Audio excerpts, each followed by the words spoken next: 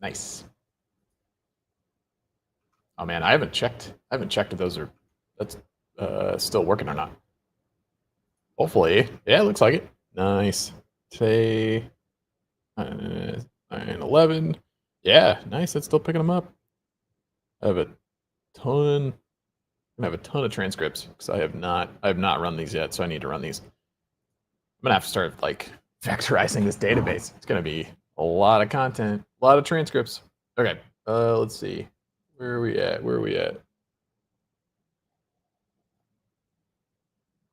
Nope, nope. More bananas. Let's go.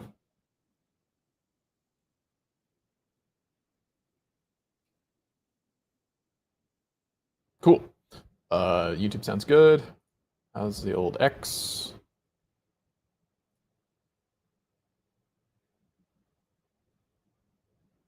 Francisco. Yeah, I was gonna see what this guy's doing.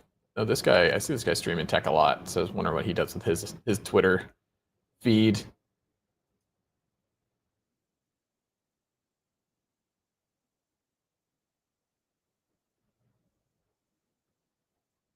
I don't think that's Stream Deck. He's using something else. Restream maybe. But I was curious what his oh, it's not gonna let me click on his profile. There we go. I know he posts a lot, so that helps a ton. Yeah.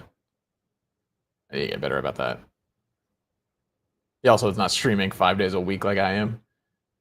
Not dumb like me. All right. Very cool. Very, very cool. All right. But my stream seems to be working. Got stuff happening. How's my audio? My way behind audio. Nice. Okay, cool. And Twitch. How's Twitch? Is it recovered? Is it stopped bugging out? Their latency is great, man. It is the most ahead. The most accurate. Yeah, I gotta get some clips or something going because like Twitch. I mean, my dedicated followers are on Twitch, but getting more is tough. So I don't know. Maybe I should be pivoting to prioritize Twitch. We'll see. We'll see. I mean, it is the first place that I can actually get subs. So I think I've made a whole $7 off the stream. So that's pretty cool. It's pretty cool. All right, and brand stats. So school activity yesterday was good, I believe. It's actually more than they did today so far. Yesterday, Wednesday. God, it's already Thursday. 68 activities yesterday, so that is good. 68 processing. There we go. 340%. Look at that. 27 overall. We're doing it. We're getting up there. Cool. And members is climbing as well. Where are we at? Metrics. Nice little curve up. So the 10th, 273. Wow. Man, crazy. All right, so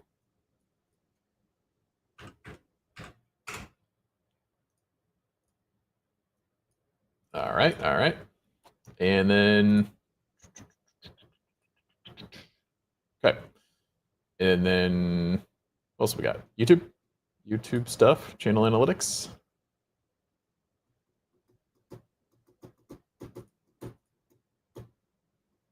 $940. Hey. All right.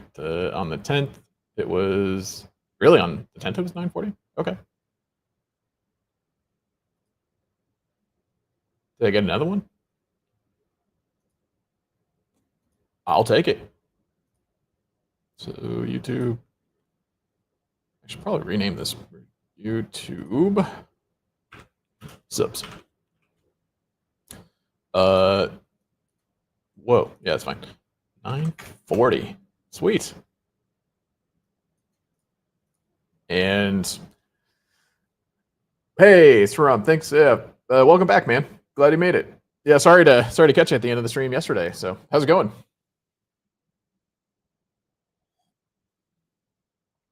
All right. So yeah, so the YouTube growth, so close to that 1,000, and I think I can do it. I think I got two more things I'm gonna do for Nano Banana, and we'll be in business. All good, man. Glad to hear it. Glad to hear it. It's yeah, it's late for you. What are we doing today? Yeah, I might go over a little bit of the Nano Banana workflow I was just doing. I'm gonna get some like input from people because maybe if anybody shows up, because like I was having a terrible time with it last night, and then more so with NNN being weird. That was the issue. But I was gonna go over that, and then the course creation system that one of these guys wants me to build. So I'm gonna try to build that and see what we can do with that. So a lot of stuff. Probably gonna be a fast hour. We're already 15 minutes over, so it's gonna be quick. How about you, man? It's so what? It's probably 8:30ish, something like that for you. Getting into your evening. How's Odoo for automation? I have never used Odoo. I've heard of it, but I've never used it. Money.com. I've been doing a lot of that lately. Open source ERP and CRM. Oh, that's right. That's right. Yeah, okay. Can't go wrong with an open source CRM. That's for sure. I don't know as far as integrations and stuff. Apps. Yeah, what do we got? I mean, kind of does a lot. That's cool. I don't know where my guy Danilo is at, but I forget if he said he's used this before. But what are you trying to do? Are you trying to do CRM automation or I don't know, one of the one of these particular areas? Because I have not used it. The fact that it's open source is great though. We do online.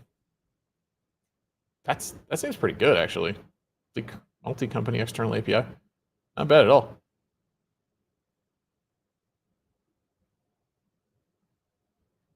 Do they get you with like all these apps? CRM. Yeah, nice. Yeah, I mean, I'm kind of in the same boat. Like, honestly, like I've been doing a lot with Monday.com, and it's weird. It's really weird. Like it works, but I think I like ClickUp better. Oh, really? Odoo's being massively promoted by YouTubers. Interesting. I mean, again, if it's open source, then that's probably a big part of it. Where's the GitHub? There we go. That's probably why, because you can run it. So that I definitely get. Open source CRM, website builder, e-commerce, warehouse management, project management, billing, accounting, point of sale, human resources, marketing, manufacturing. Odoo can use as a standalone application, but also seamlessly fully featured open source ERP whenever you install several apps. Yeah, I mean, I don't know. Like I'm a former Salesforce guy, so I was deep in the enterprise CRM, and it probably just depends on. I would say my first question is like how their metadata works. So I'm sure, do they have a Docker file in here? Yeah, requirements. Python. What is this? This is probably, what's their database? That's the README we just went through. Set up instructions. Yeah, let's see what the instructions look like. Register a database. Probably Postgres. Postgres seems to be everything now these days. Although if it's open source, maybe like MySQL. Database.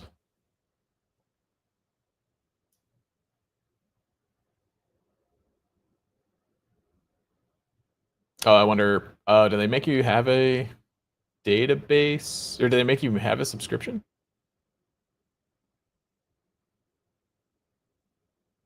Duplicated database. Interesting. To register a database, enter your subscription code, the banner in the app. If the registration is successful, wait. So they create they create the database for you? I mean, yeah, I'm definitely into automation. Unfortunately, I'm kind of all over the place, to be honest. I'm mostly automation, but I'm also development. So I'm also building an app. So I'm kind of vibe coding an app right now. And yeah, I mean, basically software engineer that's just kind of jumping around. Definitely a lot of automation right now. I do like the automation stuff a lot, although more and more lately I've kind of been getting frustrated with it, to be honest. Just because it's like I'd rather just write the code than try to do it and in it in. But definitely get why people would want to do it. So been doing a lot of in stuff. I mostly just because like it's I do like being able to connect up apps and not having to deal with like deal with writing the code myself. So that's definitely a big part of it. And then can help other people with that. So definitely understand the attraction to it.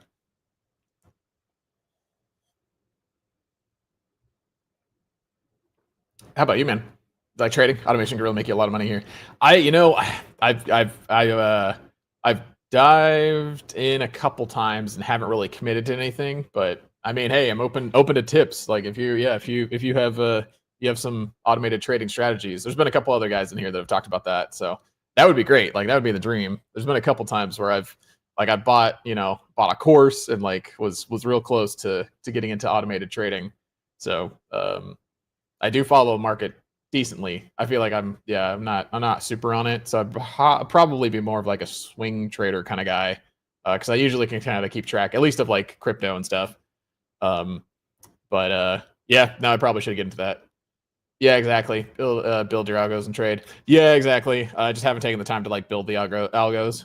Uh, yeah, not super into the quants. It's like all that's a little overwhelming, I guess. But I don't know. At the same time, it does kind of seem like you could have a pretty basic strategy. Like when up a certain percent, then do it. Like so I don't know. I just haven't really taken the time to jump into it. I think I like last year I think I subscribed. I did like a pro subscription, or not a pro, like whatever. I spent like $200 to get a trading view, full trading view account. And like I was starting to look at trying to set up some algorithms and stuff. And then I kind of got hung up on finding on back testing, trying to find like good libraries to back test data. And then I kind of got sidetracked and I don't know, kind of switched priorities. But yeah, man, are you doing some automated trading? Is that what you're up to? Would definitely interested. Um, yeah, very tempting. Oh, training's your day job here. Nice, nice. Okay, well there we go. Got some good strategies. Can you help me out? I'm a little better at the building than I am at the trading. But I don't know. I mean, I've definitely thought about it. It may be something. I'm trying to decide if like, if it's too much of a trap, trying to get into stuff that I don't want to get myself in trouble, I guess. That's all. But yeah, any recommendations? Any tips? Are you um crypto or markets or both? So I know a lot of guys will just kind of do everything. I like crypto for the 24-hour aspect. That was like the main thing. Like that was definitely my frustration. Like when I had a full-time job, that I basically couldn't do stuff during the day because it's like I'm working, so I couldn't look at the market, and then the market would be closed when I get off. So it's like crypto would make more sense. Basically, use technical analysis for trades. Nice, yeah, yeah. Trade indexes mostly. Yeah, like I've gone through a little bit, a couple of courses as far as like the TA stuff and trying to like recognize patterns and that kind of thing. So like breakouts and all that stuff. So that was mostly the problem where it's like, well, I'm investing in learning another skill when I could just use a skill that I already have. I guess was always what kind of turned me off from getting into trading as much. Because like now I got to spend like 2 or 3 months learning the TA when it's like I already know how to code. So it's like I'll just go turn code into something more useful as opposed to trying to learn how to do the analysis as well. So I don't know. That was kind of what kind of pushed me off that direction. But at the same time, like it's always there. Just like man, like especially like I don't know. Yeah, exactly. Yeah, investing definitely is like the smarter way to go, or it's not smarter, but like safer, slower, but safer. So yeah, that's kind of part of it too. Uh, I mean, not that I'm pretty good about that. Like, I definitely could just take a small amount and just grow that slowly over time. But yeah, it was kind of like more of a it's like, if I can get something making more money faster, then do trading later. That's kind of my my approach. But how about you, man? So you do most of your stuff manually, and then you're looking to set up a CRM. So like, are you trying to do business kind of stuff, or trying to offer services or something like that, or kind of two separate things? And I go back to this. Yes, sir. Nice, nice, nice. Okay. Oh, I didn't save it. I think it's over on my other computer. Um. So yeah, is that what brought you here? You're looking for more automation help? Because like that I do know. Like I'm pretty good at that. I've been doing automation and integration for like a long time. So that's more my thing. There's always something. It's always a pain. Like I spent like 2 days working on this Monday.com integration to finally work with a craft my PDF integration, and it's just like that was it's always tough because you have to like I know all the concepts, I know what to do, but then everybody's platform is a little bit different. So there's always like some little gotcha or some little thing where it's like they don't quite work the same way as somebody else, or they're expecting one value while the other platform's expecting another value. So it's always a problem. Python, yeah, Python is definitely a good automation option. Yeah, C is hardcore. I haven't done C in a long time, but C is like getting down to like memory editing, and it is way less readable than Python. So you could get into vibe coding, but probably Python's where you want to be. And Python's like performant enough. Definitely, if you're getting into like trade automation, like you could start with Python for sure.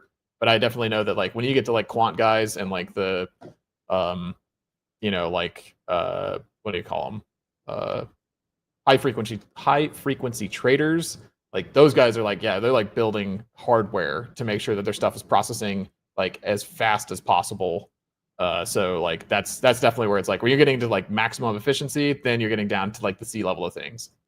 No, man, like not dumb at all. Absolutely, yeah, you're good. um it's just funny because it's like I don't know, there's always people out there that I don't know, uh I don't know, uh it's good. It's good to ask questions. Like absolutely. So yeah, ask away. I'm happy. That's why I'm here. So happy to answer all your questions. And yeah, don't feel dumb at all. Got to learn somewhere. So absolutely. But it's just I don't know. It's just funny how like people like gloss over the code. They're just like, oh, like, just go whatever. Just go write some code. And I mean, it's just funny because the vibe code thing is definitely a thing right now, where it's just like, oh, you can just like vibe code yourself into whatever. And it's just like, man, like I've been doing code for a long time, and I vibe code quite a bit, and even I like get into trouble because there's usually like 90% of the time the code is like really good. You can have AI write you like pretty good code, but then you know you can also get incredibly stuck, and usually there's like one line that you need to change, but you don't know which one it is, and the AI has got itself stuck in a loop. So it's like if you don't have the programming knowledge, like you're gonna be in trouble. So that's all I was just laughing about. It's just like everybody's like, AI is the solution, and it's we're here. You can just code. It's no big deal. But it's like, coding's still kind of tough.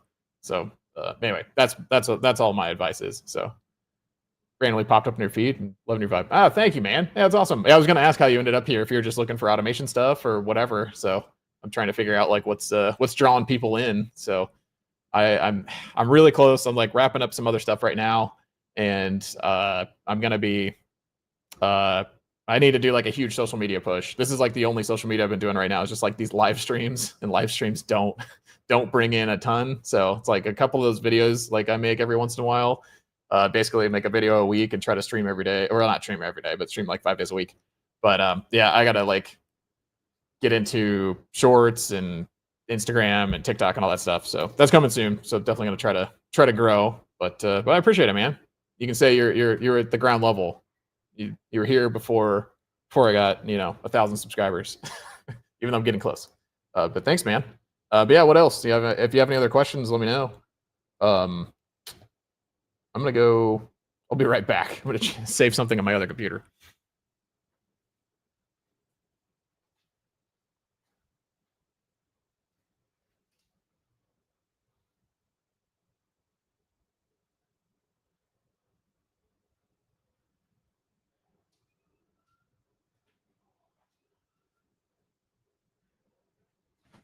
Okay. Forgot to save. Cloud is a beautiful thing sometimes. So this workflow should now be up to date.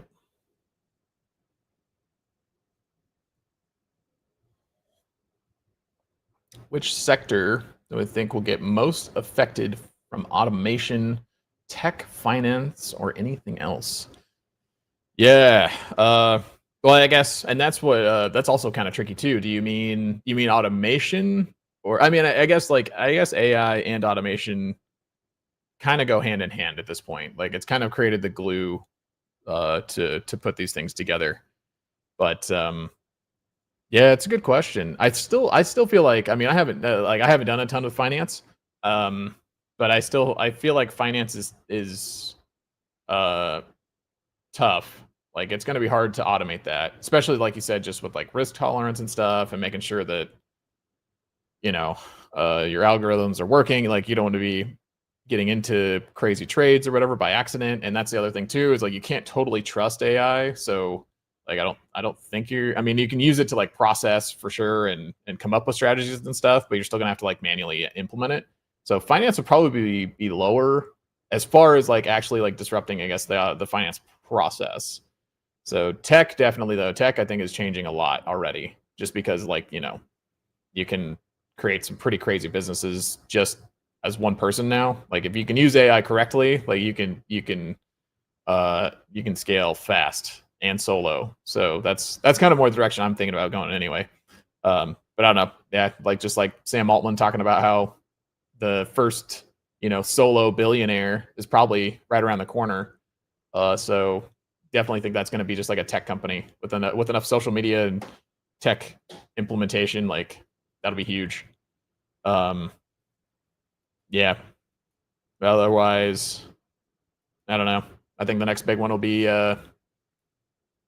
robots.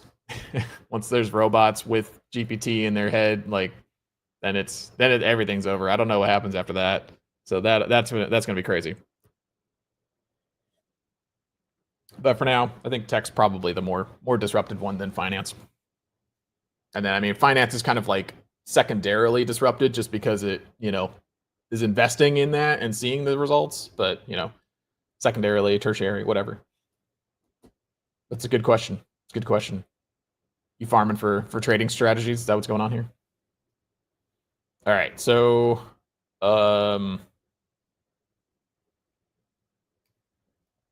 this is Nano Banana. So I was trying to get Nano Banana to take multiple images.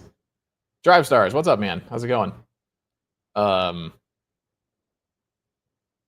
Is that people have asked about it? I mean, now that it's been like 2 weeks since it's been out, I'm so behind. But I was having a horrible time. I was trying to make this like dynamically handle multiple images at the same time. Because it's like, hey, I just want to submit 3 images to Nano Banana, just like their website shows, and have them combined into one. And I was just using like a basic form submit from N8N, just like give you an easy way to like dump those images into a form. And then I was trying to like make it more dynamic, where basically it'll loop through every single image that's submitted and then create a payload that you could send to the API. Be like, hey, here's all the, here's all of the images, combine them into one. And I had a horrible time trying to not do this. So this means basically you're stuck with 3 images at most to be able to do this. So yeah, this will work. This will get the job done. It's only going to it'll only do 3 images. I mean, I guess when you get past that, then yeah, you're gonna have to do it a different way. But yeah, I figured like this is at least a good way to get started. And I mean, I've seen some people do some like crazy stuff, but I don't know if maybe it was just more, them just doing series of images as opposed to a ton of images at once. But this actually works, which is cool. It gets 3 images, combines them into one. And then the other thing, I was going to use OpenRouter because OpenRouter now has the Gemini 2.5 Flash image preview, but it also, you can't do it with 3 images because it hits too many tokens. It's like 140,000 tokens to send it 3 images, as opposed to the token limit of like 35,000 on OpenRouter. But if you call the API directly, you can send in a big payload of like 3 base64 images. So unless you want to go through the effort of like hosting your images somewhere else, then you could do that, I think, potentially. But yeah, so gonna do a video on this now that I finally got this working. But I'm curious to see if anybody else has like better solutions for this, at least within it. Like this is also where it's just like killing me. It's like I just write the code and it would just dynamically grab all the images and send them. But trying to do it in end, like, oh man, it was awful. I mean, it was only like an hour and a half yesterday that I was working on it for a while, but I think it's the second time that I've tried to work on it, and it's been like a horribly difficult thing to do in end. So anyway, hopefully gonna get a video done for this later today. So that'll be on the YouTubes. Give me a little more traffic maybe, which would be good. Is quantum computing more advanced than AI? If so, in what ways? Yeah, I think it is. I think quantum computing is like it's getting into like the magical processing. Here, hang on. Actually, I have a visual for you. Hang on.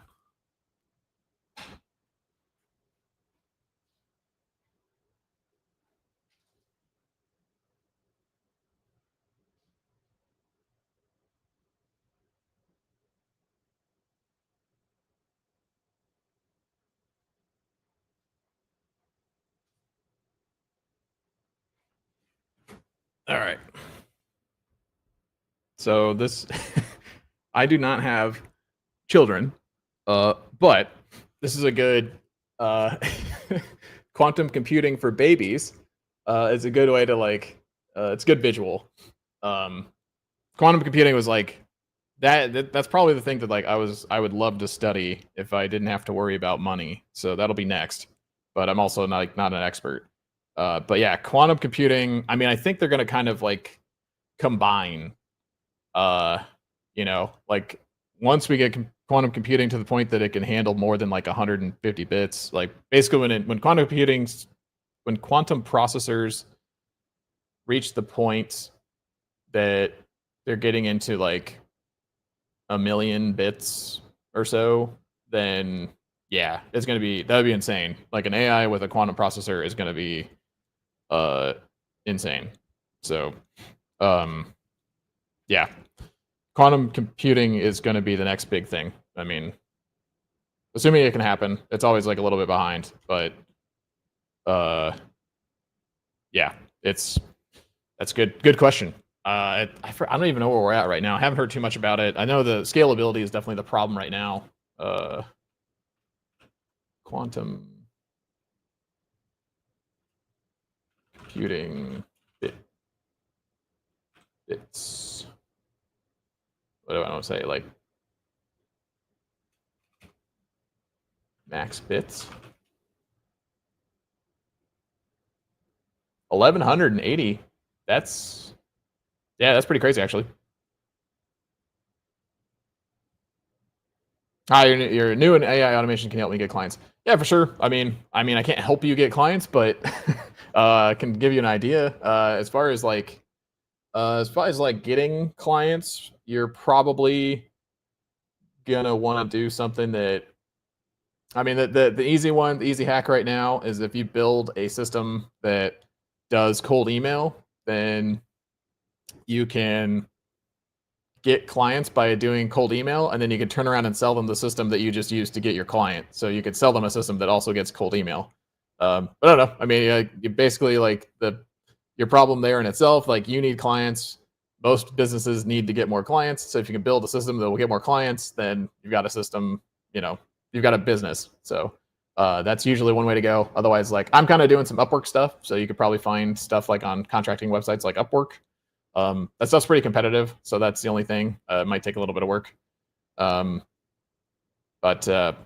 yeah, otherwise, yeah, social media, I guess, trying to reach out to people and trying to be valuable. But yeah, the cold email is like a good one. And other like outreach kind of things like that. I know voice automations are really big right now. So if you want to do like a voice kind of thing, if you can learn some automations like that. I haven't touched on that yet, but I probably need to.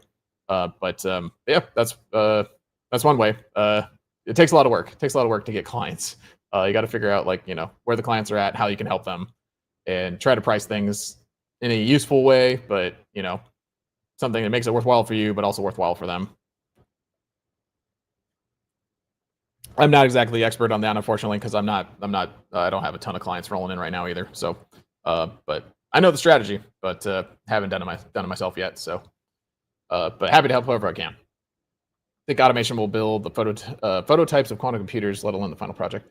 Um, yeah, no, for sure. I mean, uh, yeah, for sure. I mean, I think there's definitely like that cycle as well that AI will help iterate on that kind of thing, where it's like AI is going to help like um, improve those processes. AI is going to help scale this to like figure out better ways to get way past 1180 qubits, which is crazy.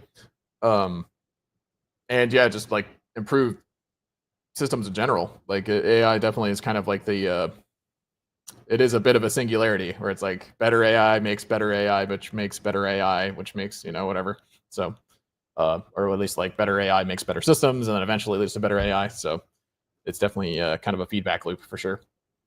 Yeah, man. If you want to, I've got a Skool community where I do some school or not school. I have a lot of like AI or not yeah AI and innate and workflows. So if you want to join that, we can connect on there.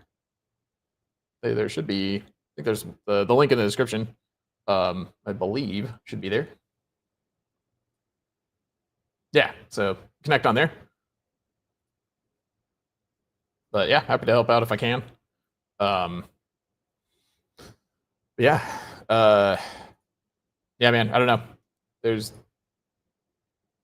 quantum computing's definitely got a role to play. It's not the big one right now, but it's gonna happen soon. Yeah, there we go. I was just thinking like this major Majorana came out in February from Microsoft. That was supposed to be a huge one, and then uh, haven't heard too much lately though. There's been a ton, but I think unfortunately like that goes into it's much easier to make a lot of progress in the digital world as opposed to the physical world. So building qubits takes a lot of work, a lot of slow cycles, as opposed to just throwing more processing power, more cloud, you know, cloud resources at building another or training another AI model.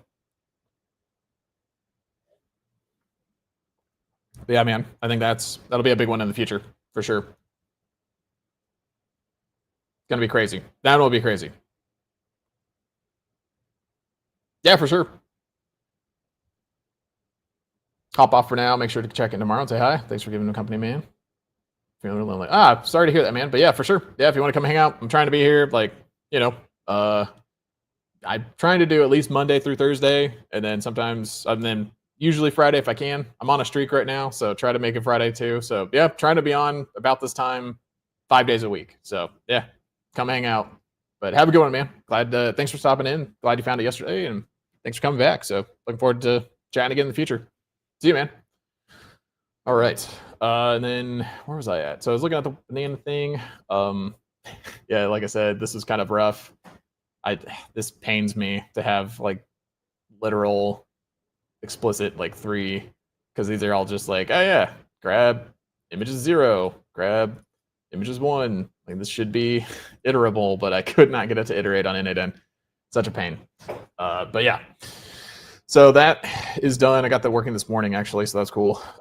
Probably get something done with that. And then yeah, then I think we're gonna switch over to this guy, course creation. So he gave me some more examples. I know yesterday I kind of got off track because I was trying to like think of like I don't know, I was catching up on the fact that Apple slides have changed. I was thinking one thing and they're different than I used to think.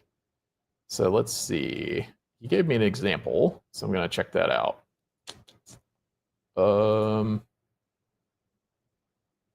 Where are we at? Download that.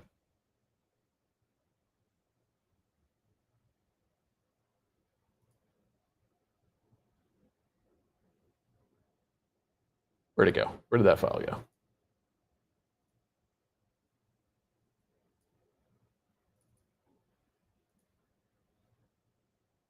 I do not have PowerPoint, despite Google, or not Google, Microsoft's efforts. Drive.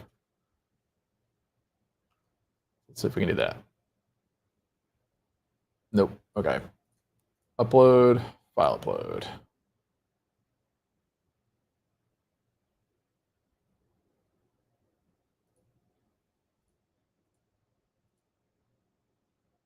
Now, why is that not working? We're getting there. I promise. Oh, it didn't. It just didn't extract it. Okay, hang on. Gotta unzip. Extract all. Sure.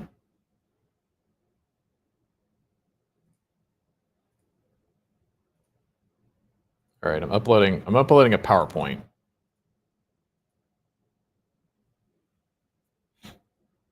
Cool.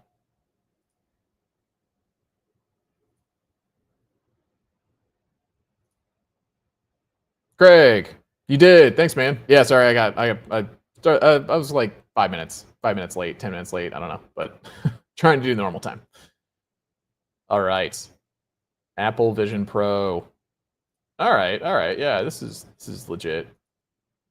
Nice. Oh, yeah, this is a great template. Okay, cool. So, yeah, this would be a super good start. It's a nice job, whoever did this.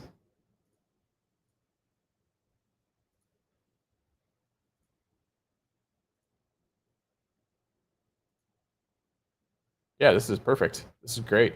Okay, then that gives us something to work with.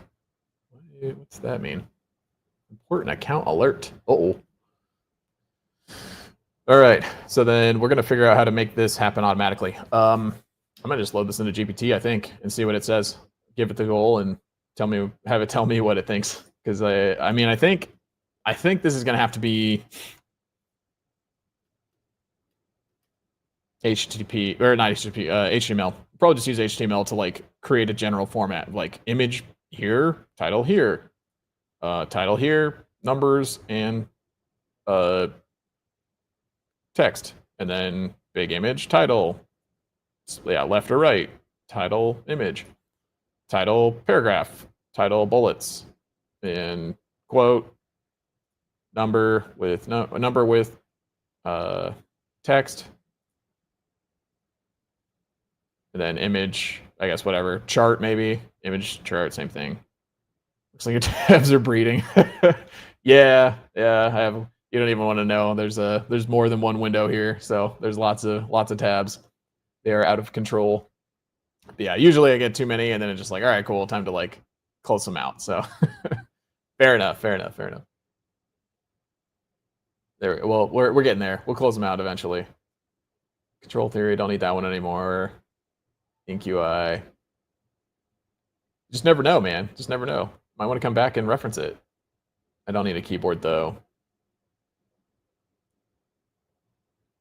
Don't need Amazon. Vibe voice will come back to. Lots of options. Sim AI. All right, we're getting there. We'll slowly close them out. But all right, yeah, these structures make sense. Probably skip this one. I'm gonna use. What am I doing right now? Okay, I have GPT app here. I'm gonna throw some stuff in here instead. Throw the document in here and see what it thinks.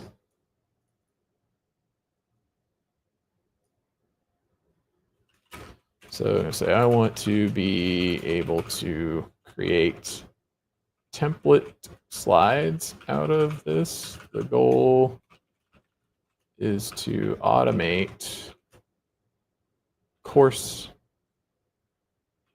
slides that will be visual aids for an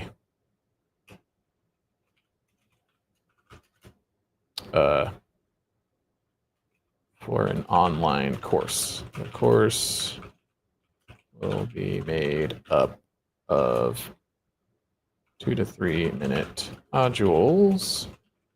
So the slide just needs to capture the main theme of that particular module.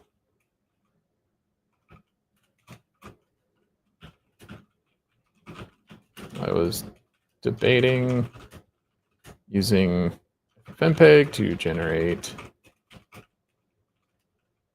these templated images, but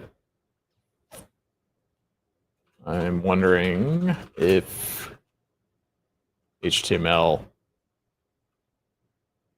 converted to an image would be better.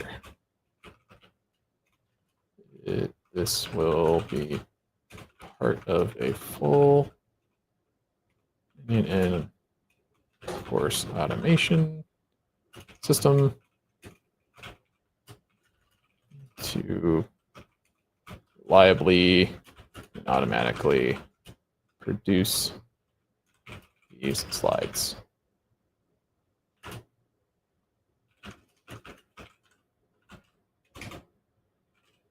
Slides based on the course content that's generated.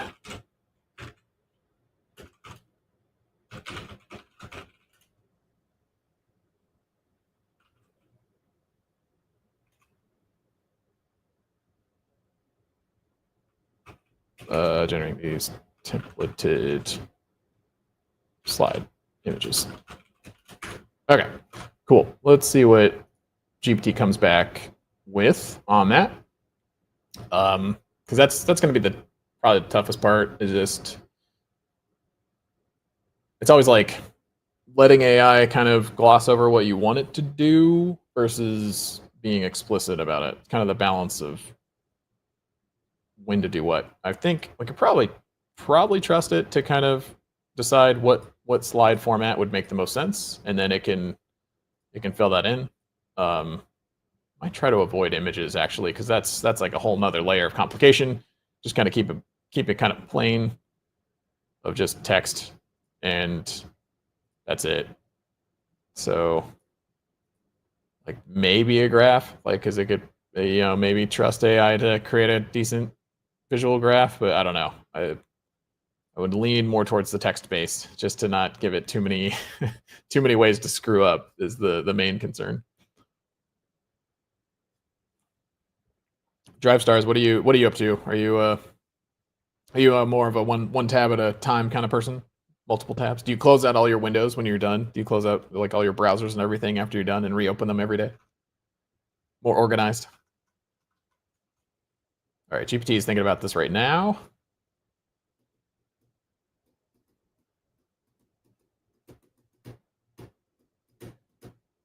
Final recommendation. It's almost done.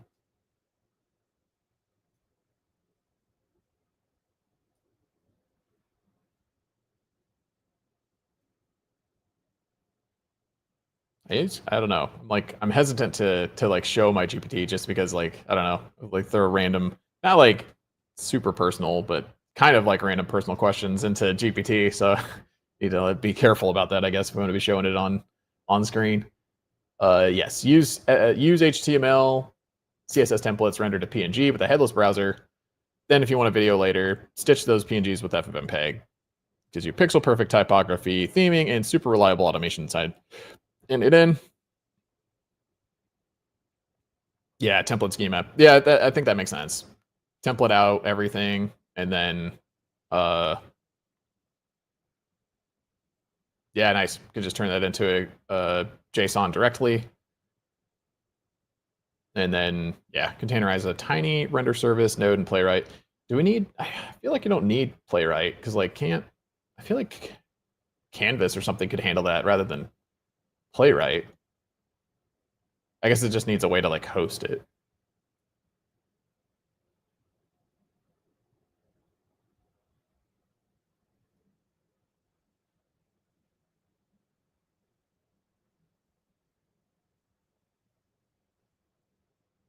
PowerPoint is a visual source. You can lift color, spacing, slide structure. It keeps the auto slides visually consistent.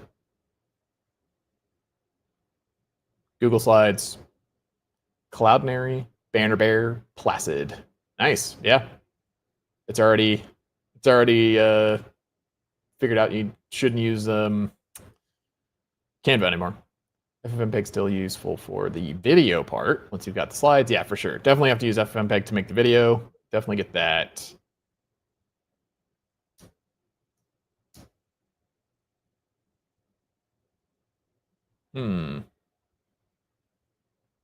GPT is so helpful. It's always ready to give you an answer. So a minimal code you can drop in, Express and Playwright.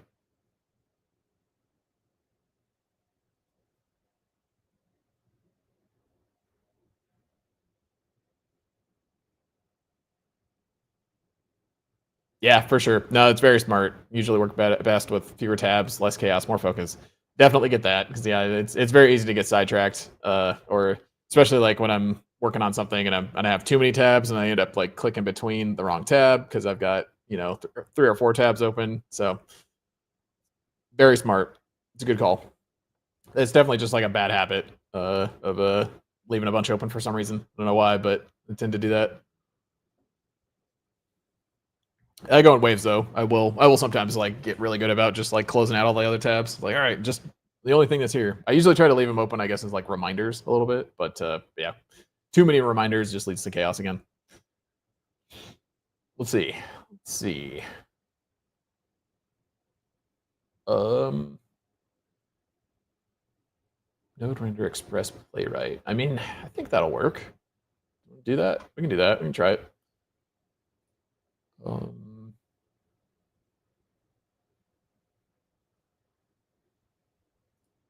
Speaking of too many things open, let's close this one. Got like 3 cursors open as well, so probably close those down. Let's see. What else can I close? That one I need to leave running because it'll actually do stuff.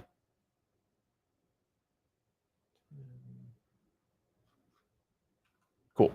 And then other windows will I have open? This guy. I'll leave that one open for now. All right, those two. So let's do a new cursor.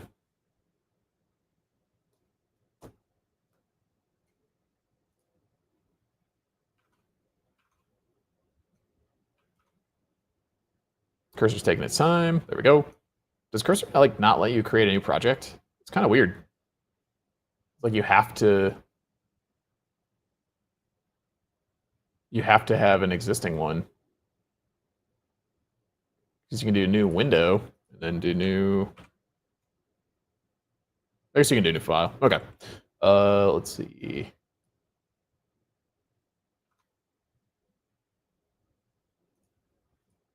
Cool, and that's right. I've got course generator, so we're good there. Let's open that up actually. Project.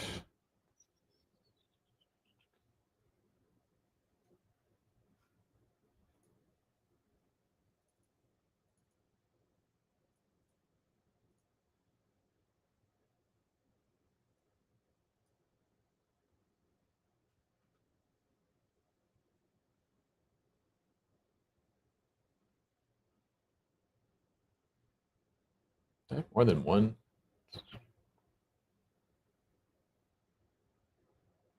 That's also why I wanted to invest in another computer, a Mac Mini or something. I want to have, I don't know, I want to keep this separate because this is definitely my like gaming rig.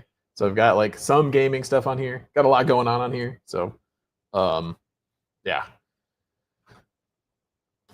Okay, course generator, and then let me change my screen. Where's OBS? Go. Does that work? Yeah, there we go. Cool. Or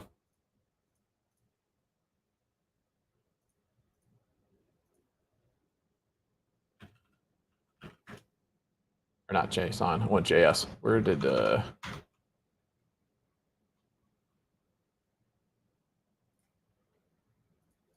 rename? Oh, JS.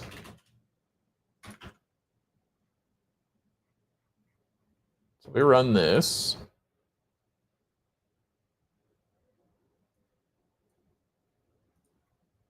I'm at 2 megs. Yeah, sure.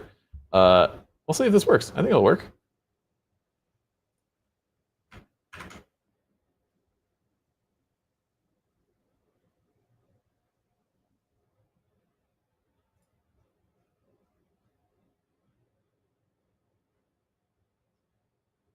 Let's see.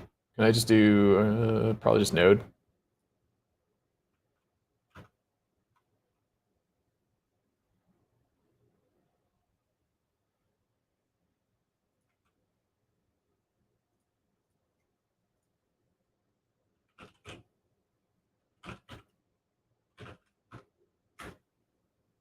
Oh, I probably don't have. Man, do I have npm?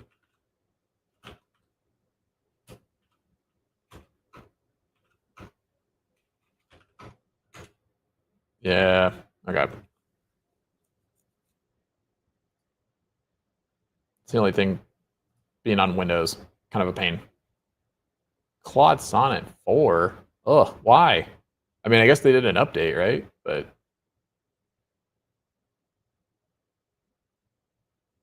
whoa, I didn't know Claude Sonnet had a 1 million context window. That's crazy. Kind of sticking with GPT-5 at least recently. You could, yeah, that's true. Yeah, definitely could use a init in or a Google Slides. Um, yeah, Google Slides wouldn't be a bad way to go. Let's see. Yeah, what would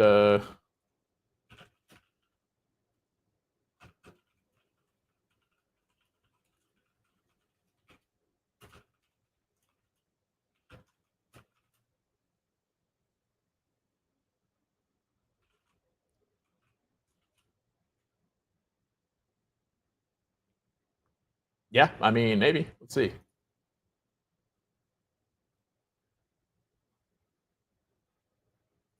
You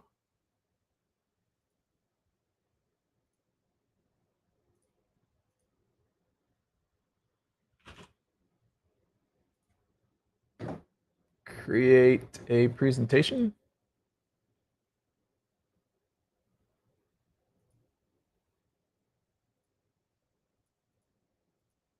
No, I'm not. Wait, weird. Am I not? Oh, I have to add that to the API. Man, that's annoying. Okay, then yeah, I was trying to think just the formatting of the slides. Get slides, get a presentation. Yeah, we're gonna have to use the API, I think, because there's no control over like the format of the slide, right? Like it's you can get the page, get the thumbnail for a page, you can create a presentation, and you can replace the text in a presentation. So you're gonna have to like this is it. There's no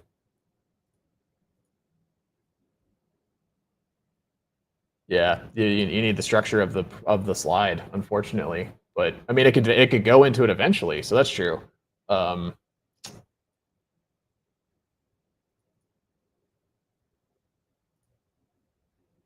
create a page object ID.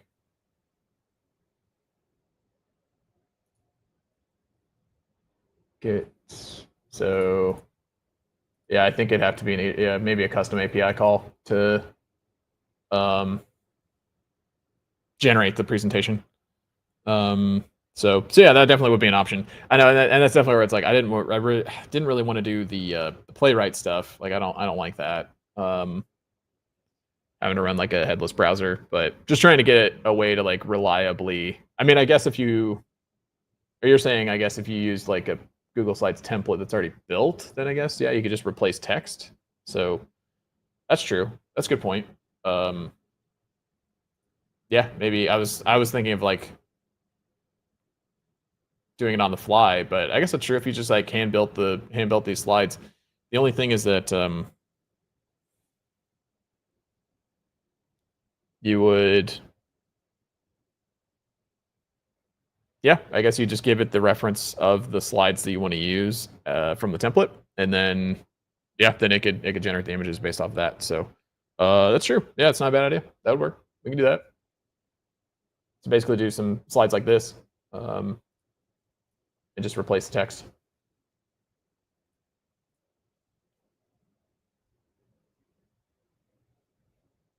And then what would we do after that? So then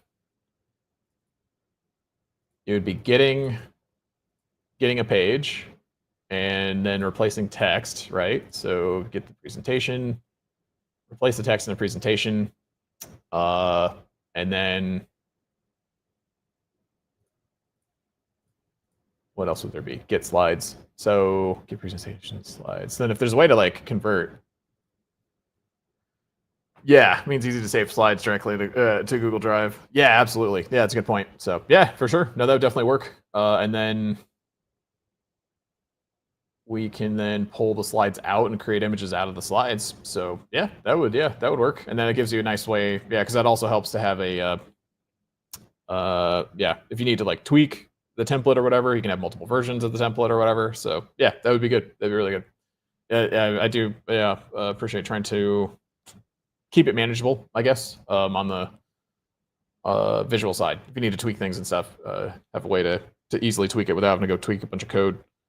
Great as a slide templating engine for your 2 to 3 minute modules. Plays nicely. Here's a practical way to do it. Place a rectangle. Yeah. Runtime module. You can copy the template deck, files copy. There we go.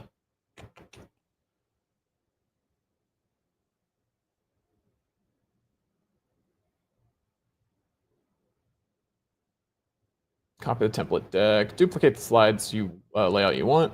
Presentation batch update duplicate object. Keep one slide per layout, centered split inside. Build content via batch update. Yeah, we're probably still gonna have to do like custom APIs to get it to do stuff, but short-lived URL, download binary and store it. Yeah, okay. Yeah, that would definitely be a good way to go. So yeah, good call. I think I'm gonna have to change my Google client. I don't have the Slides API on here apparently because it's not letting me use it. So pros versus HTML playwright idea. So Slides is nice because designers, yeah, you tomorrow, via later, whatever. Yeah, could be passed off to somebody else to do it. Trade-offs: get thumbnail tops out at 1600 pixels width. If you need razor sharp 1920 by 1080, you'll likely upscale after download. Oh, that's not good. Yeah, I mean, I guess as long as it's like vectorized, I think it should be fine. Slightly more off setup and quota considerations in the local HTML render. I guess that's the other thing. I mean, it should be fine if we're just downloading the images. But yeah, I don't think that'd be a big deal. Because I mean, what if there's, like you said, if there's like 40, at least 40 lectures, so calling 40 slides should be fine. I don't think that would hit any crazy quota limitations. Slightly more OAuth, yeah, considerations rule of thumb. If you want pixel perfect 1080, custom fonts outside Google Fonts, HTML Playwright. Yeah, if you want no code, editing, quick iterations with solid automations. Yeah, that's true. I mean, I guess you'd be stuck with whatever Google Fonts has, which is fine. That's what I was probably going to use anyway, so that would work. No code editing, quick iteration with solid automation slides is templating. It's excellent. Yeah, init and wiring. Yeah, I guess that's what I was wondering. Yeah, HTTP request, get, right, page object, then batch update, duplicate slide, run, get thumbnail, download PNG, store, and Superbase drive. Yeah, host your images icon, replace all, I can fetch. Nice. Yeah, no, good call. I think that'll work. Good deal. So then we just need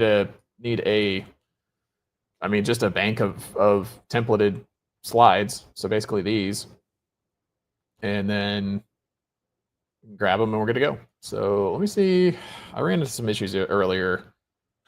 Cloud.google.com. See if I can log in.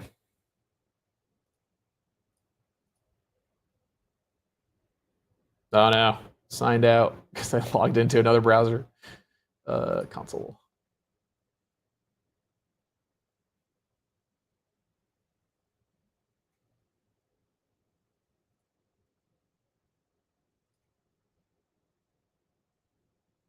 So is the Google Drive is separate from the Slides API? That seems dumb. Google Docs, yeah, the Google Sheets. Okay. Can I add this, or am I already over?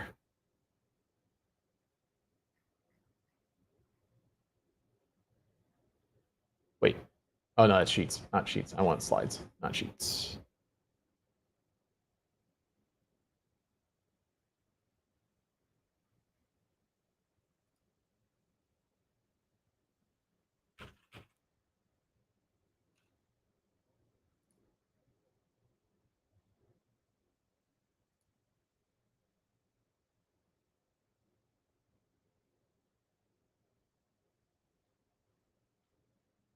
Okay, cool. Now I think I should be able to enable that. Let me double check here. Check my connection.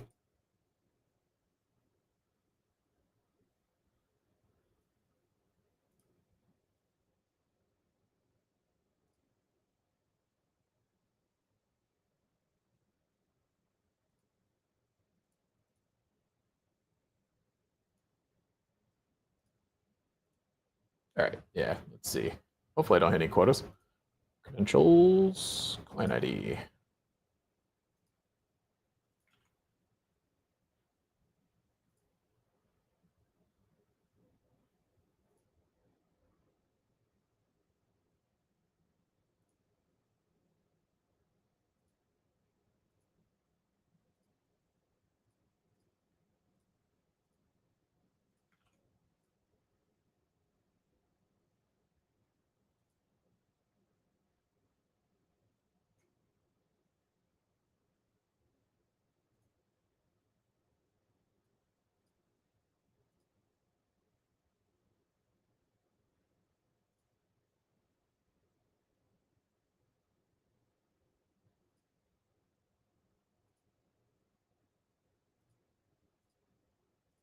Okay.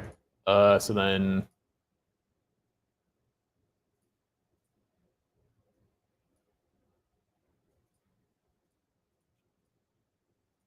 I want just the ID. Give me the ID. All right, there we go. Well, I guess we can just do get presentation. So let's get the presentation.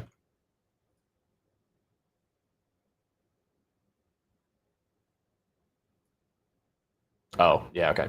All right, so I just need to create my own, and then we should be good. How about course creation to Sheets rows for each lesson, then each row info to Google Slides to create the slide from a particular Sheets column. How about course creation to Sheets rows for each lesson, then each row info to Google Slides to create the slide from a particular Sheets column? Sure. Yeah, yeah, that would make sense. As far as having a so basically, yeah, that gives a nice like prompt as far as um, generating all the data. So it'd be like, yeah, have a Sheets column for each lecture or Sheets row for each lecture, and then you could have the column for the slide template potentially. Yeah, that makes sense. Yeah, that's probably a good way to create all the course content. Yeah, yeah, exactly. So yeah, because like I think you have to generate all the course content first. That'd be a nice way to like organize it, organize all the data for the course. Would be in Google Sheets, and then yeah, then you just go like row by row, and then yeah, then column for audio script. Yeah, yeah, for sure. Yeah, that'd be a good way to keep it all put together. So yeah, I like it. Makes sense. Okay.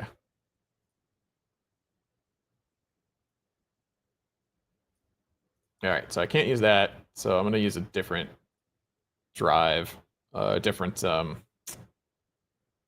presentation, one that I created, so that it'll be happy. Let's see.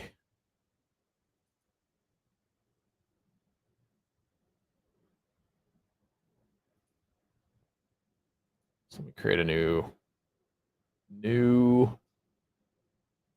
presentation.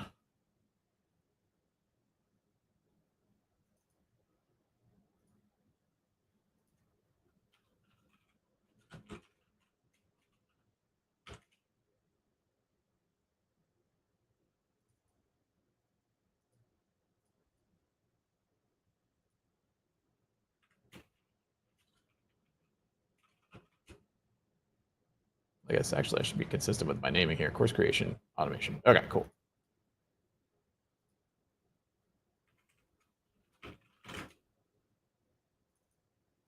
All right, then we're gonna create a new slide.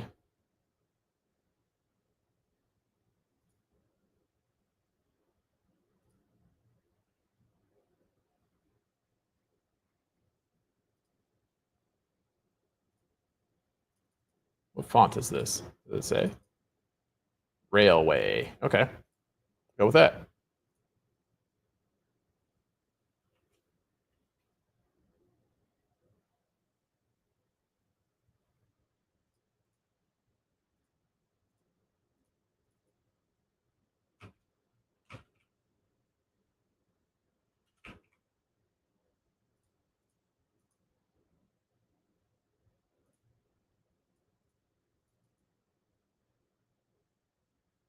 There we go. Okay. Railway. They not give me a way to like search. That'd be nice. More fonts. There we go. Railway. Okay. Bold and 60.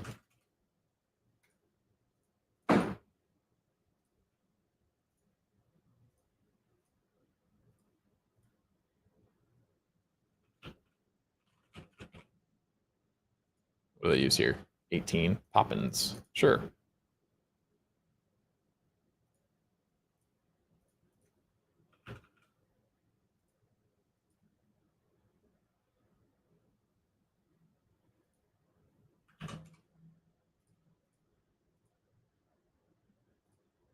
Alrighty. So, Molson, watching on mobile today, eating pizza in your car. Whoa. What's going on there, buddy? Are you uh traveling? Or what's going on with eating pizza in your car? Lunch break? So column, slide title, and separate column for slide content. So column, slide title, separate column for slide content. Then when the slide created and save image update, new sheet column with image URL. Okay, okay.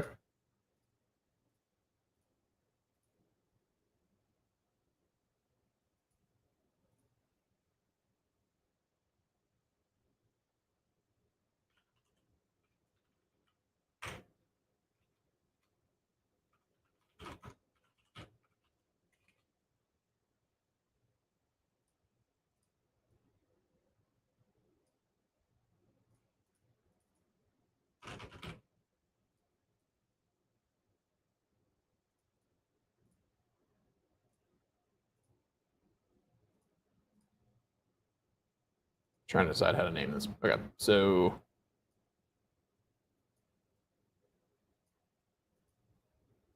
slide title, slide content, and then yeah, then we'll eventually have image URL. I hate snake case, but it feels like that would be better here.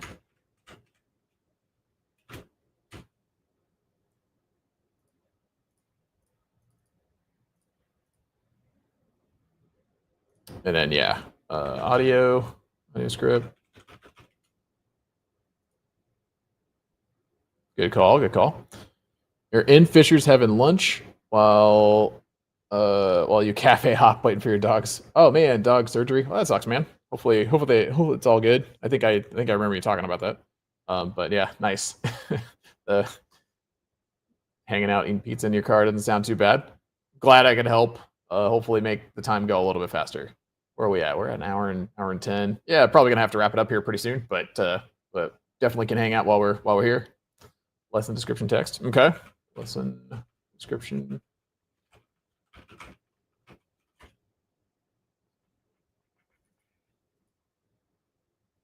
Listen further text column. Listen further. Okay. Oh yeah. I gotcha. Like the other thing. Better than the meeting going on. Dropped that to join this. Hey, nice man, nice. We're going, man. We're going. We're building a course automation system. So trying to figure out how to do that.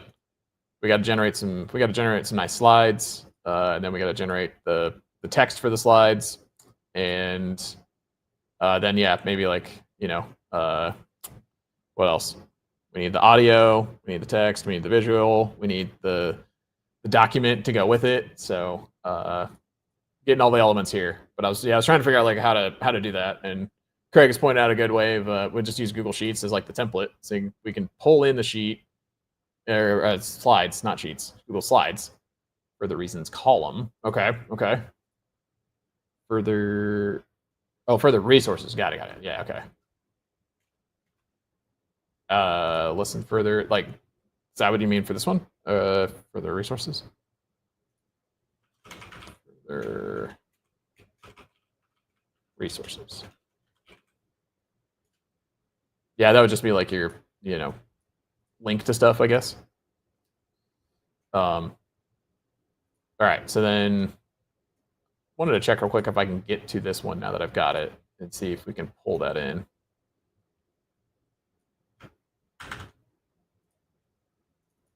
So rather than this, let's do this presentation. Get presentation. It got it. It didn't do much with it, but I guess it got it. Or did it crash? It's like totally crashed. Okay, there we go. What are you mad about, bro? Got it. Got it. Okay. And then lesson quiz questions, columns 1, 2, 3. Ah, nice. Yep, for sure.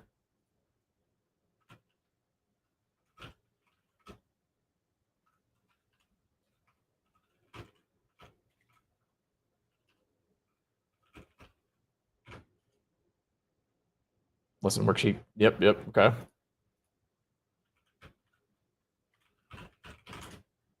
Cool.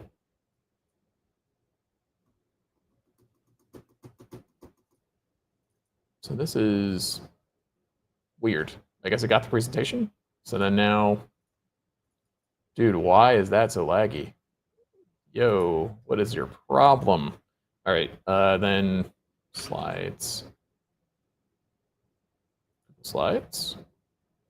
Get a page.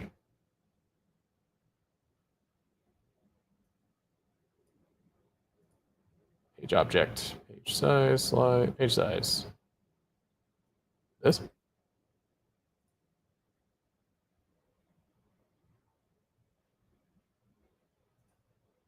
Oh, that's page size. Wait. Slides, title.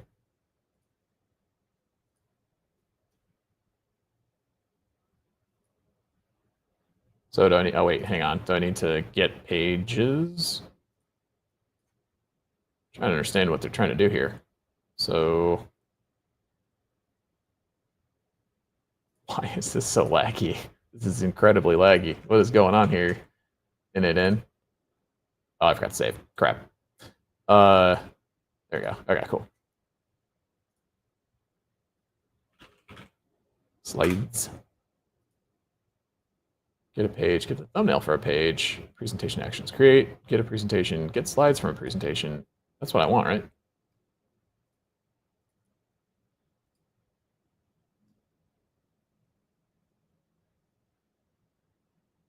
What happened now? What are you mad about now? We were just connected a minute ago. Failed precondition. Did my ID change? Oh, it's the wrong one. Okay.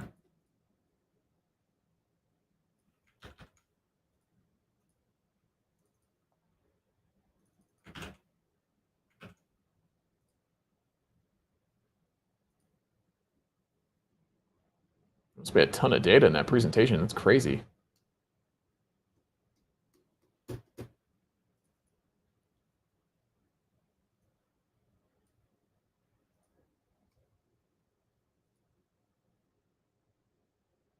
All right, now we got slides.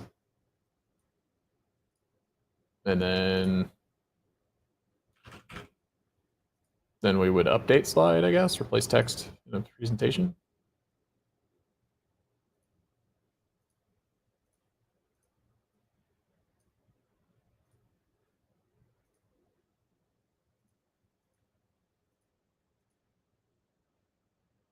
Okay, then search for and replace. All right, that's not bad. All right, I think that seems pretty straightforward.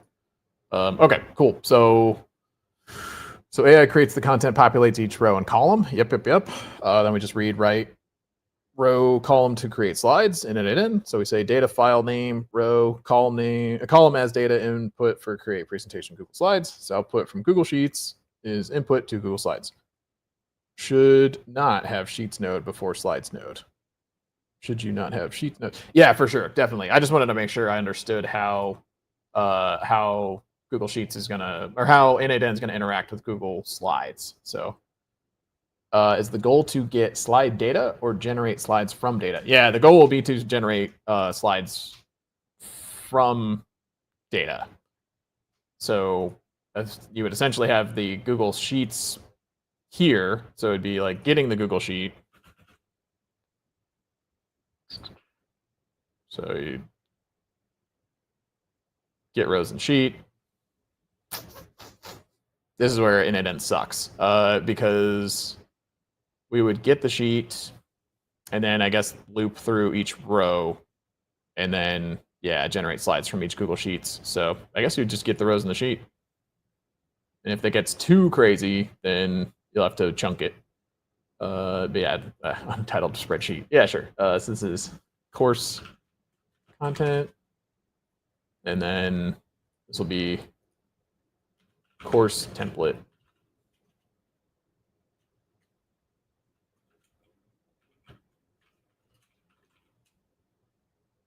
And then let's see. So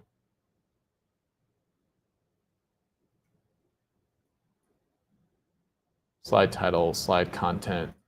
We would also need like a slide template, because I think we're going to pre-fill them. Yeah, yeah. I think we would just pass in these templates from the beginning, and then have GPT use those as inspiration, and then tell it like, hey, pick the slide that you want. So then this would be like slide 1, slide 2, whatever. Then it would know like what to do. So so it might be actually like the first thing. So grab the template, then here's the title, here's the content. If we're keeping it super simple, it should work. Like, if we're just sticking with like title, text. If you get into this now, you need like the structure. So either it turns into like either a metadata situation. So this could be like a JSON object, I guess, and then have like a more complicated layout. So if we know that the template has sections, then we need to be able to identify those sections. And then, yeah, but yeah, keeping it simple, I think, is great. Like if you just want to do that, this is great. Or just like a quote, like then you're good. So basically just stick with that, basically, and then we're good. So yeah, if that would totally work then. Especially like just to get started, for sure. I definitely want to keep it simple as well. But yeah, Steve Krug methodology, is that keep it simple? Steve Krug.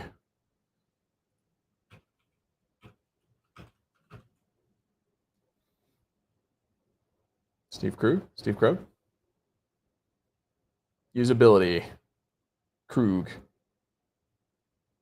Don't make me think. Yeah, okay, I've heard of this book before. Yeah, for sure.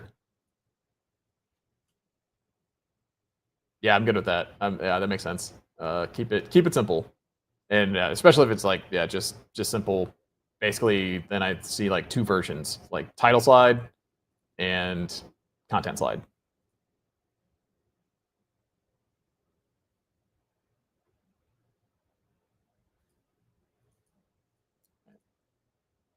What am I missing here? How do I just add a new slide?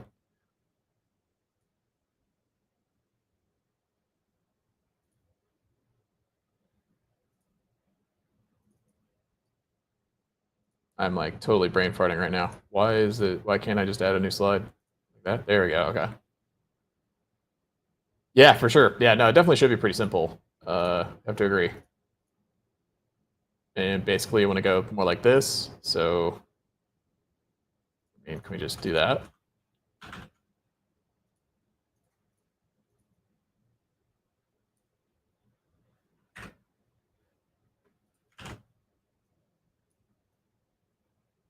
Yeah, gotta love the align lines. All right. Title here. Content here.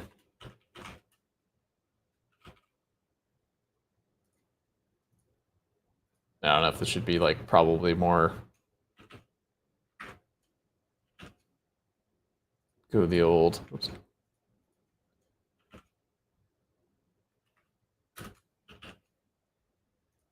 Init style brackets, just to make it clear.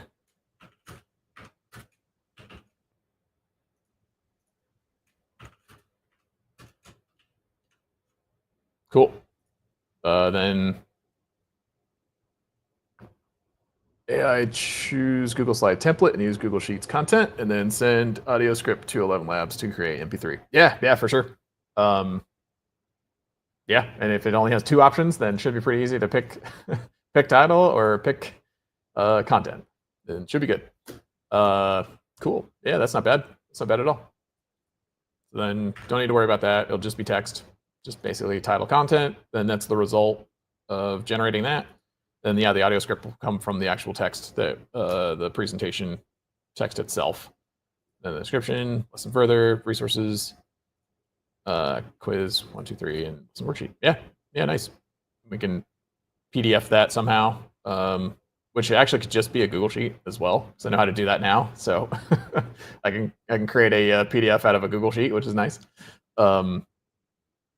Should actually make it kind of easy. I mean, same with Google Docs. Actually, we could probably use like a Google Docs template as well. Grab a Google Docs template and then PDF that. So fill in the content and PDF it if it's the same thing every time. So keep it simple. Yeah, cool. No, I think that would totally work then. That makes this pretty easy then. So I've got my things actually named right. So let's do that again. So if we did course content, sheet 1, then we're good on that. Yeah, VO3. Oh man, now you're getting into video. N8N calls hey Jen, and here's the images, here's the audio, fill, create video. Yeah, for sure, could definitely do that. Send audio script to 11 live stream.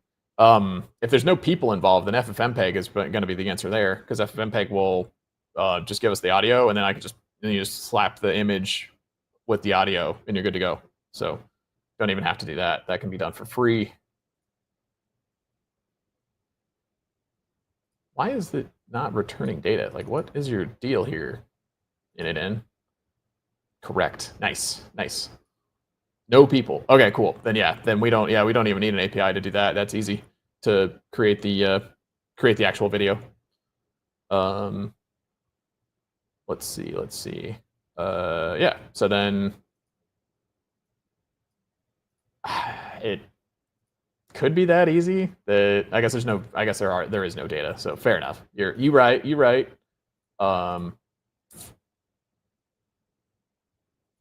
But I think it could be that simple that once the Google Sheet's created, you don't have to loop through this.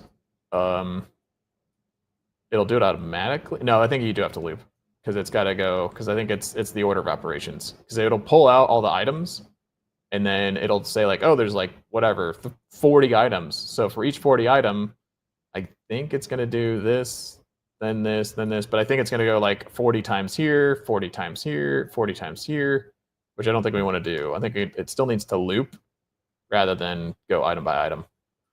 I'm not entirely sure though. I need to learn that better. N8N still kind of like breaks my brain a little bit on how it does that, but I think it has to loop.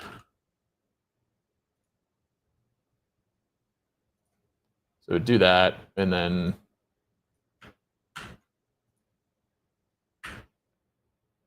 I guess we just do that. Delete, loop through these instead. Whoops.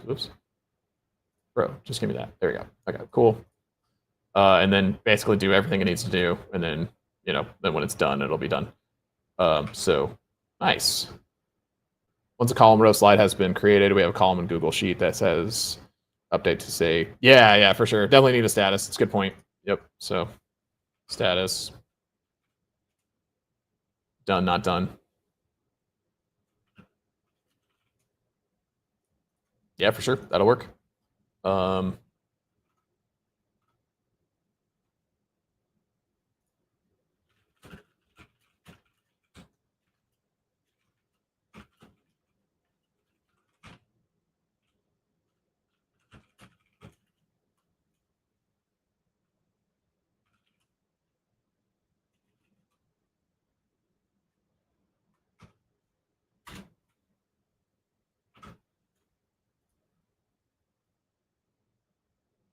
Okay, how can I do this? I can take screenshot. There we go. Cool. And tell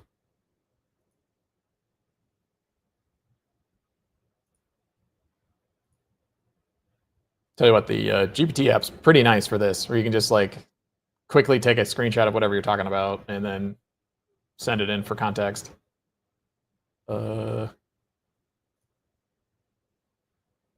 Just to be thorough, though, do all three.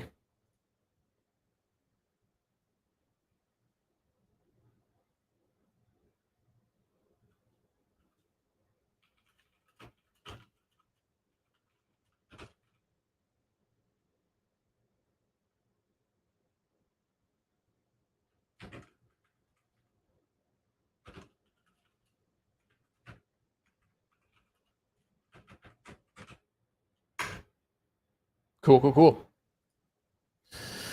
Oh man, how about you, Molson? How's the rest of your day looking? Do you have a bunch of meetings and stuff afterward once you get back to work? And hopefully I would imagine hopefully be taking care of the puppy the rest of the day. So hopefully surgery goes well.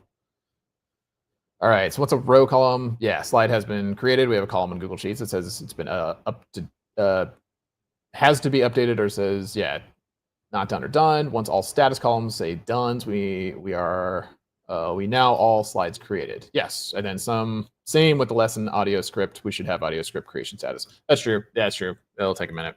So let's see. So yeah, should probably be more of like a long drive and then meetings. Yeah, that sucks, man. That sounds like a long day. Yeah, because Fishers, I guess, is 45 minutes. Like that is a bit of a drive. So let's say slide status, audio status, and we could probably move audio status over to there. And slide status will be like the main one, like the slide is created or not. So hour and a half. Yeah, that sucks, man. Yeah, exactly. Hour and a half. Yeah. It's funny because like I remember always being kind of annoyed by doing that drive from Purdue back down to Fishers. But it made me appreciate it more once I had to do the drive from Fishers to Buffalo Grove, Illinois. So then it was like, oh, rather than 45 minutes, it was 3.5 hours. So, but yeah, can always be longer. But yeah, it's just long enough to be annoying. Like it's just long enough to be a pain.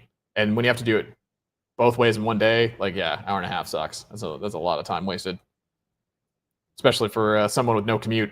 Now you got a nice long commute. Now that sucks. So let's see. What did GPT get me? It's still working on it. I should have. I set it to thinking. I should have just let it do its own thing. Not think. Hopefully it won't take too long. Am I still presenting browser? Yeah, okay, cool. It's thinking. We're getting there. Thought for 1 minute.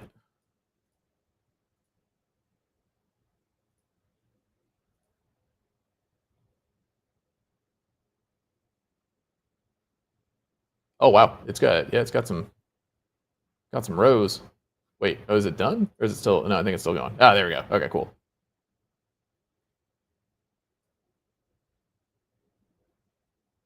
Slide creation status, audio script status, video creation status, quiz creation status, lesson worksheet creation status, as worksheet is downloadable PDF.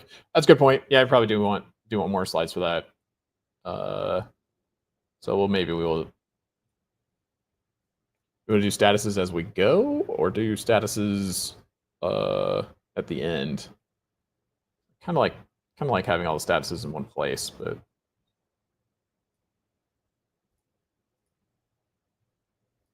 column left. Slide status, audio status, video status. That's a good point. And then quiz status.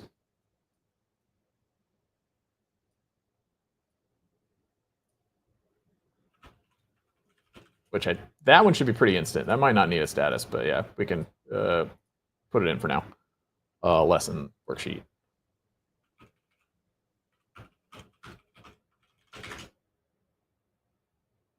Cool. And then a worksheet is downloadable PDF.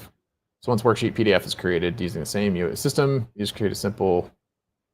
You just used a couple weeks ago for your other client. Yeah, exactly right. Yeah, we can just do a quick worksheet, like either out of Google Sheets or out of Google Docs. Like either way, just create a PDF out of it real quick, and it should be good to go.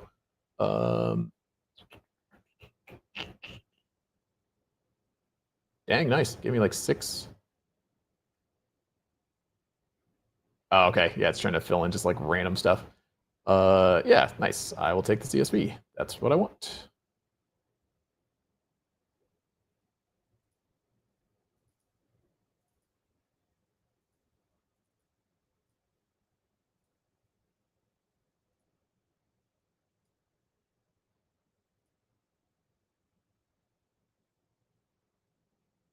All right, and kind of did that wrong, but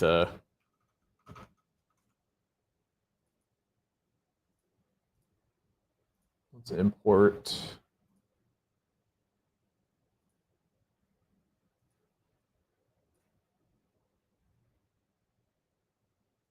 Let's do new sheet.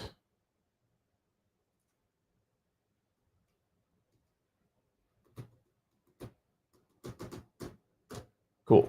Then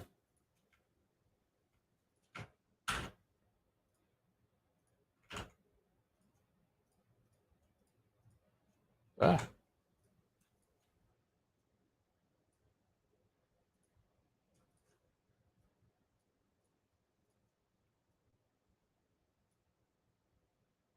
oak, and then slide template, slide title. Wait, what's going on here? Wait, it did something weird. Image, audio. Yeah, weird. It didn't totally understand it.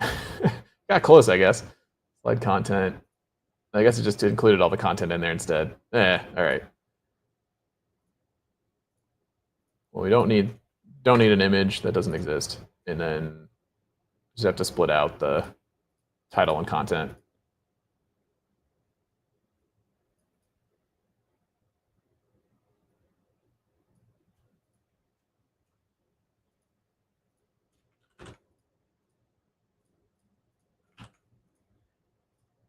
like that.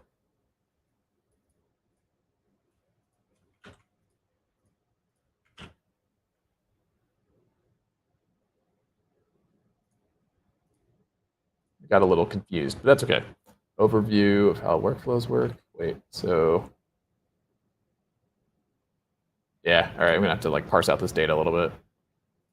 It was close. Then worksheet stats. So slide creation. Yeah. Okay, cool.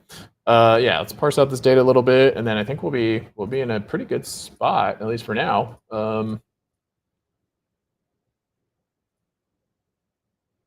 So that's the audio script. Hang on. Okay, so audio script, cool. Wasn't the description.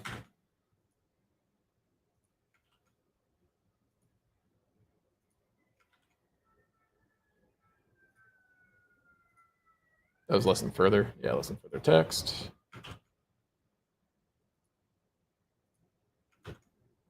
Further resources. Not bad. Not bad.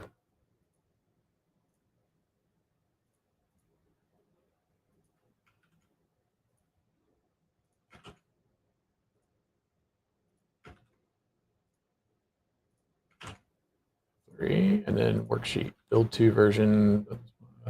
Yeah, cool. Cool.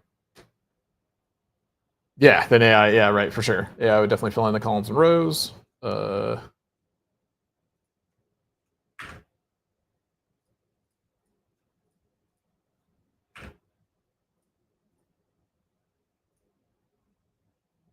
This will just be like, I don't know, template title. Probably template 1 or whatever. Template 2 rather. Slide template 2, and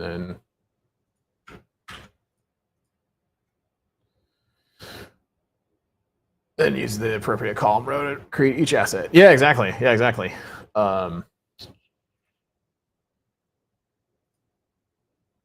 So slide content. Whoops. So the slide content would actually be something.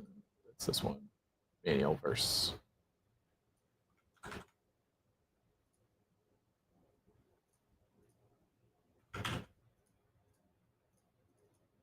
So this is going to be a title actually.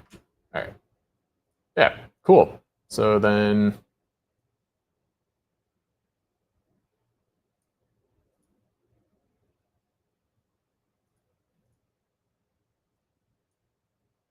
Not bad. So if I do that, well, hang on. Ah,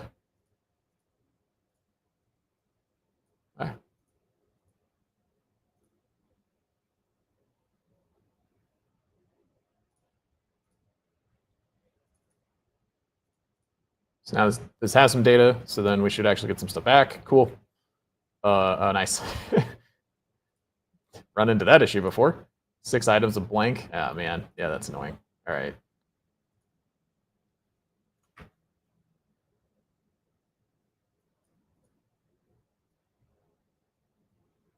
Dude, what are you doing? What is the problem here?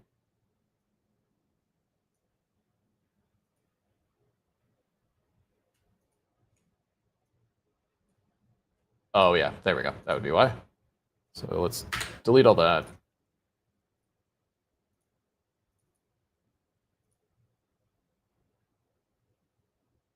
One row. That looks better. Cool. So then that would kind of give us some test data to kind of see what that would potentially look like. And then we would do is get. I guess we would get the. We only need to get the presentation once. So this would actually go out there, assuming this all exists in one presentation.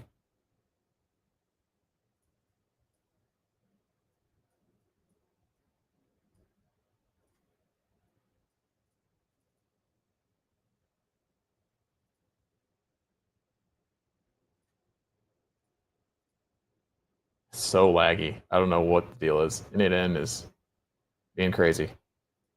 There we go. All right. Then this would go and get the data. And then we needed like a key or something to be able to say, yeah, get slide. Say get slides. So presentation ID. I mean, I guess we probably would do that outside as well because we could already have the slides and then just need to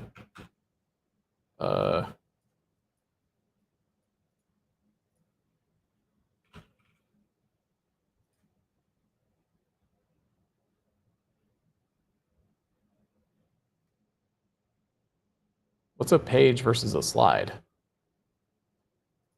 Get a page? Is that like the whole thing?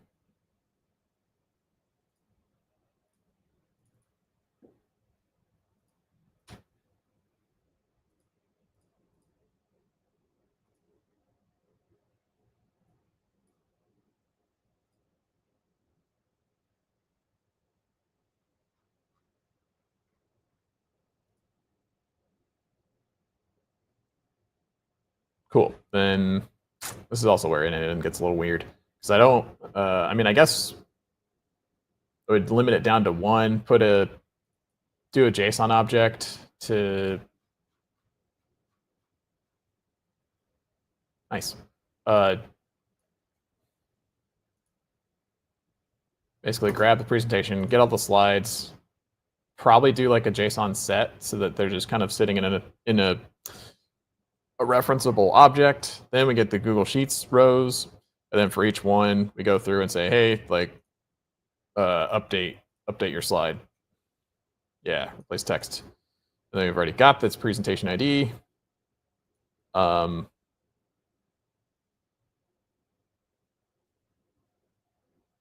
Slide names or IDs.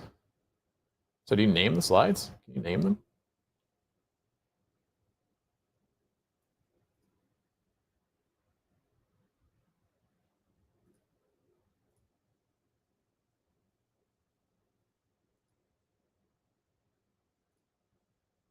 That might make that a little easier. Templates, building blocks, stocks, drive photos.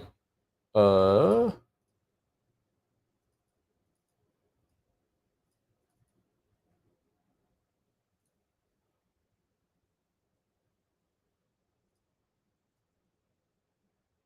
slide, template, duplicate, skip slide, change theme, file layout, comment.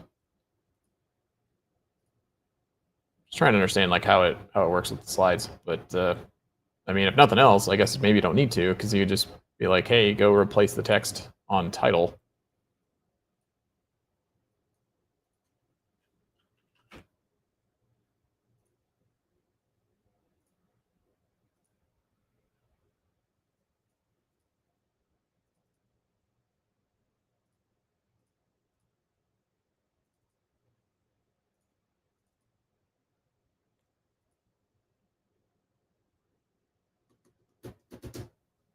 All right, then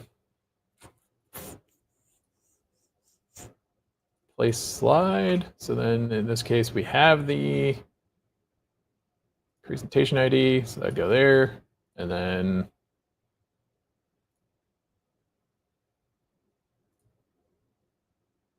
limits the matches to slide elements only to give to the given slides. Okay, so in this case, I guess we would have slide names here, right? So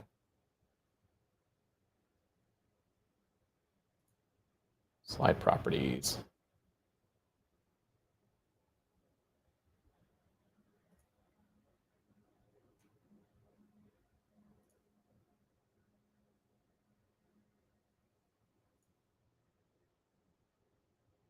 I'm so confused. Okay, so page elements, page element is the text element.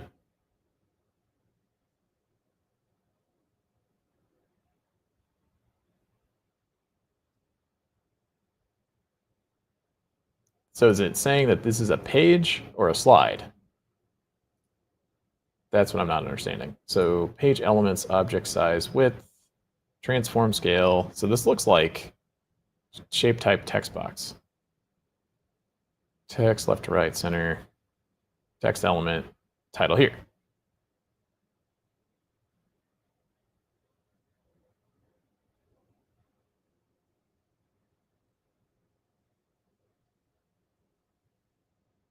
So where do I get the slide IDs is really what I'm curious about.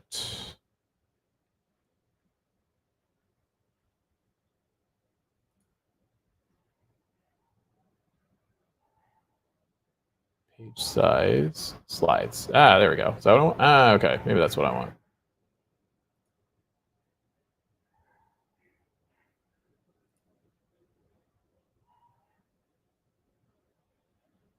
Is that it? Slide object, slide properties.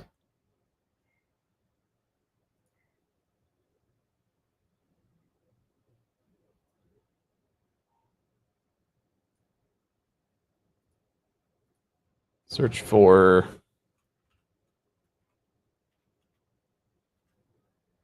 yeah, I mean, I guess we probably need to figure out like, I guess we make it, that'd be the object ID. Yeah, exactly. I think so. I think it's the object ID. And then we're going to search for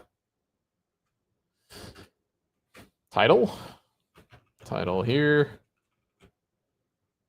Oh, wait. Search for title here.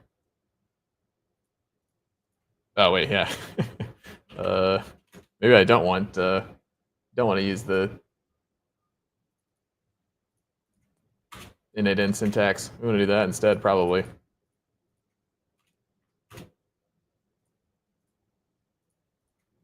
Gonna confuse it.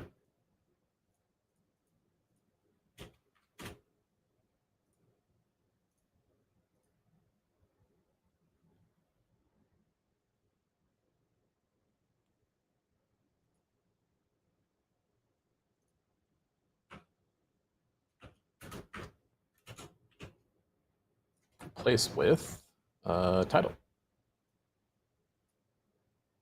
So that's effectively what it would be. So let's rerun that.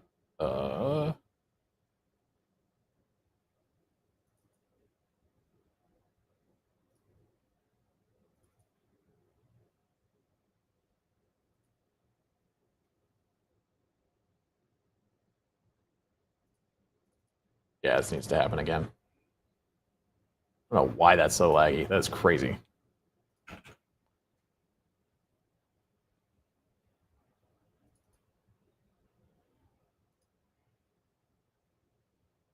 Okay, so now this should have different font. Yeah, cool. We're good there. And then do this guy. Now, previous nodes should give us all the stuff.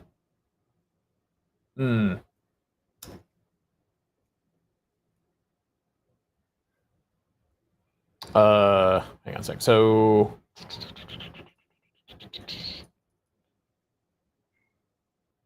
edge case title here.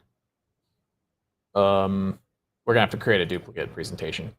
That's what has to happen. Okay, forgot about that step. So, because if I do this, Oh wait, did I already do it? I did it. So yeah, nice.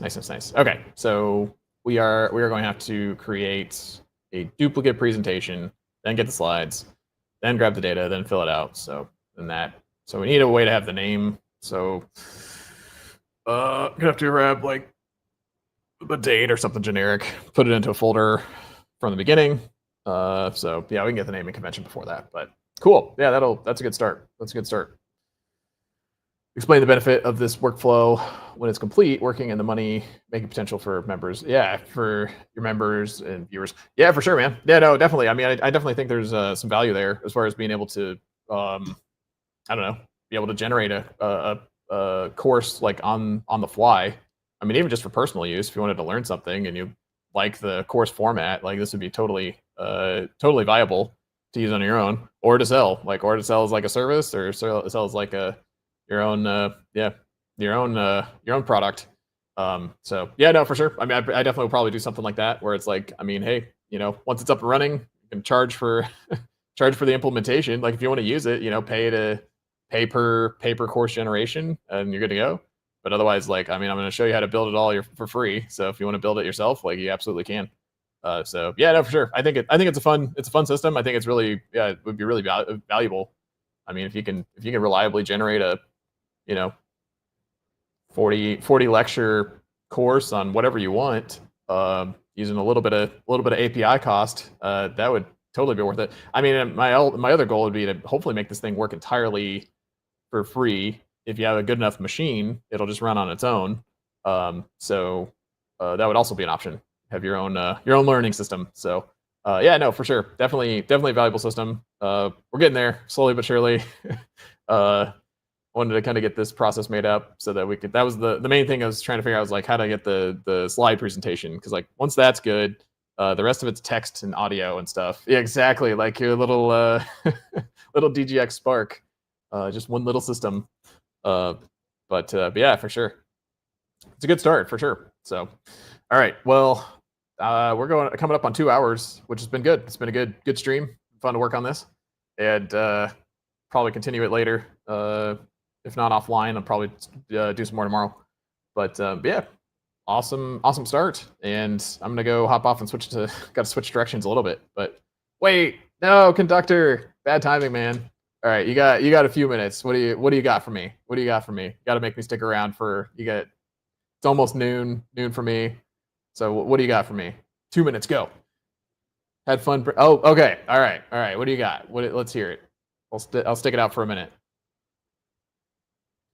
Only for the conductor. And Molson, thanks for sticking around, man. Hopefully the rest of your day is goes smoothly as smoothly as it can. That's right. This better be good. Pressure's on, Mr. Conductor. And Craig, thanks for the walkthrough. That was great. Like it was cool to get. This is a great start. Very good foundation. This helped clean up a lot of stuff. Didn't have to do a bunch of guesswork to try to figure out like how this should be done. So this is good. This is good progress. It's a good start. Do you know a way to translate a PDF from English to Spanish? The kicker is there are images and it's a large file. Oh man. Translate the PDF from English to Spanish. So that'd be tough. Because I'm assuming, like, yeah, you start with an English PDF and you want a resulting Spanish PDF. You would have to. Haven't done that yet, so you'd have to like read the PDF, break it into its parts, then replace all the text, then yeah, update all the text, then rebuild the PDF. So I've gotten that far, at least in craft my PDF, but it's not good at breaking out the parts. It only does imports through images. So like if you upload a PDF into it, it'll just recognize the whole thing as an image and then just like let you put stuff on top of it. There's probably other PDF sources. I almost am leaning towards like you. I mean, you're a programmer, so there's probably a library that can read a PDF and break it into its parts, and then you can translate all the text and then reconstitute it, file to an OCR, and then using the OCR, I can use Google Translate, but it's a page at a time. Yeah, exactly. Like, yeah, you probably are gonna have that. I mean, I don't know. Is there like a PDF to HTML or something like that? I know there's a couple libraries out here that can do that. Or Go. The OCR is a Word doc, technically. Yeah, probably. Right. It's probably like it's basically going to turn the PDF into like an editable file, and then you can change all the text, and then you just re output as a PDF. Like getting it back to a PDF is easy. It's just getting it from PDF to an editable format is the tricky part. But I mean, I don't think it has to be too bad. Like as long as you would have to do the OCR, and I mean GPT can do that. So if you just want to call GPT with the PDF, it can definitely like give you the text and translate for you. You just need a way to then. I'm assuming that you're getting the PDF as English from the beginning. You don't get to manipulate the source. Like if you're generating it in English, then you can just translate and generate in Spanish as well. But you need like the PDF template somehow. So very viable for sure. There's probably a bunch of like Python libraries or something like that.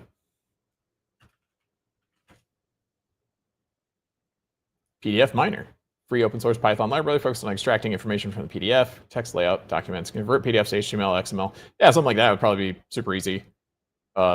Then it can read it in, then you can run it through GPT or whatever, Gemini, whatever your AI would be preferred for all the text, and then just replace the text and then reconstitute it back into a PDF. So if you're not trying to do it through something stupid like init, then it should actually be pretty easy, hopefully. But yeah, you will have to deal with like integrations and stuff probably. But I don't know, maybe not. Hopefully. Yeah, 190 kilobyte plus. Or is it like 190K? Yeah, I guess PDFs would be kind of big. If you're using a service like an external service, that's going to be an issue. But if you can run it locally, then like you should be good to go. So running it in the cloud is going to be your limitation for sure, I would think. And then, sorry, Craig. So of course, so for course title, description, course image, course prerequisites, etc., put that on Google Sheets tab 1, course lessons on Google Sheets tab 2. Oh, that's true. You could break it up offline. Just make sure there's a column row for each component in the requirements document. Column row component in the requirements document. Okay. And then, so for course title, description, course image, course prerequisites, etc., put that on Google Sheets tab 1, and then course lessons. Oh, got it. Okay. Yeah, just do like a pre-sheet to load the data initially. Yeah, that makes sense. Okay, I got you. So this would just be like course details, or like course.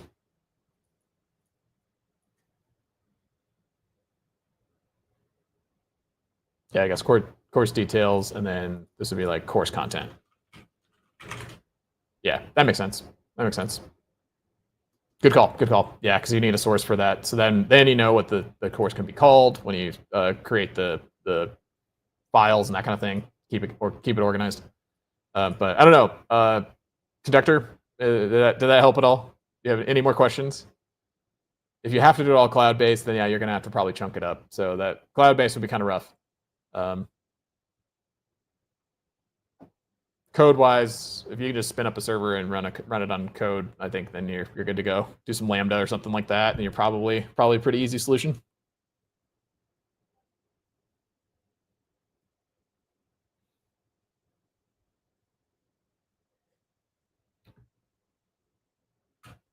I have to do it page by page right now, so just wondering if you knew a faster way. Okay.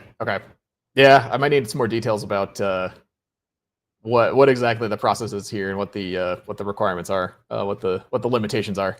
But yeah, I don't know one off the top of my head, unfortunately. PDFs are tricky. I know how to make PDFs. We were just talking about that. I know how to turn a Google Sheet into a PDF, so that's pretty easy. But yeah, going the other way from PDF to something is a little tougher. I mean, it could be as easy as just like copying and creating another PDF, but I don't know. Yeah, PDFs are tricky. So, uh, but happy to chat about it more. Let me know if it is urgent. I'll be happy to take a look if I can help. But yeah, but otherwise, I'm gonna go switch to some other stuff. I got another meeting later today, so I got to prep for that. And yeah, try to get to the gym real quick too. So, yeah, thanks, thank you. Thanks for jumping in, man. Sorry to catch you. Or sorry to bail right when you were joining, but thanks for coming, man. Appreciate it. Craig, good stuff. I'll try to get back to this when I can. If not tomorrow, at the latest. And we'll keep going. Molson, good luck, man. Have a good day. Who else was here? Drive Stars and Saram. Thanks everybody for stopping by. I'll catch you guys tomorrow, hopefully. See ya.